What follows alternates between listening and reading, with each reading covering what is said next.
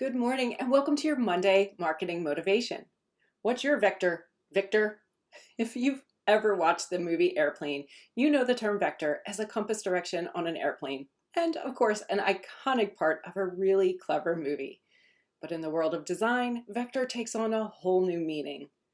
I'm Tracy Pachaki, the owner and marketing strategist at Illustrated Designs, and today I'm demystifying two of the most misunderstood file format terms.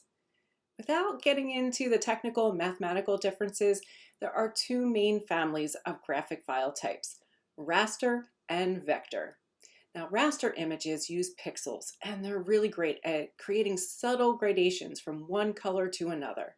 So they're used in photography and for digital and web applications.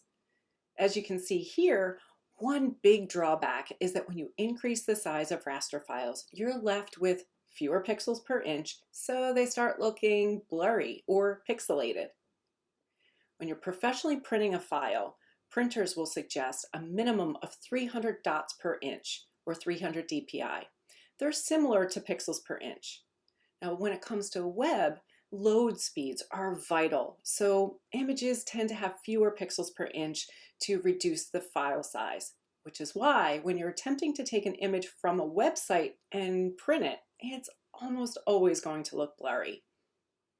Now, raster file formats usually end in .psd, JPEG, GIF or GIF, and PNG, and sometimes PDF, depending on how the file was originally created. On the other hand, vectors are scalable, and that makes them ideal for print. They're created mathematically and made of lines and points, which allow them to retain their sharpness regardless of the size.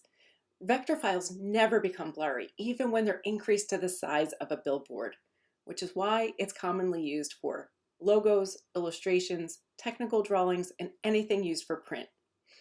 Vector file formats usually end in .ai, EPS, and again PDF, depending on how the file was originally created.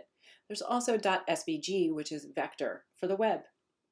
Now, I recognize that you may or may not know what these file formats are for or when they should be used, and that's okay. A designer and a printer will. So I strongly suggest that you keep a folder with all file formats provided to you by a photographer or a graphic designer. And here's another tip. If you don't already have the Illustrator program, you probably won't be able to open an AI, EPS, or SVG file. However, you will be able to bring those images into other programs like Word or PowerPoint. At Illustrated Designs, we design a lot for print, and it's why we request high-resolution images and vector files from our clients. So I hope this will help you the next time you work with a designer or printer.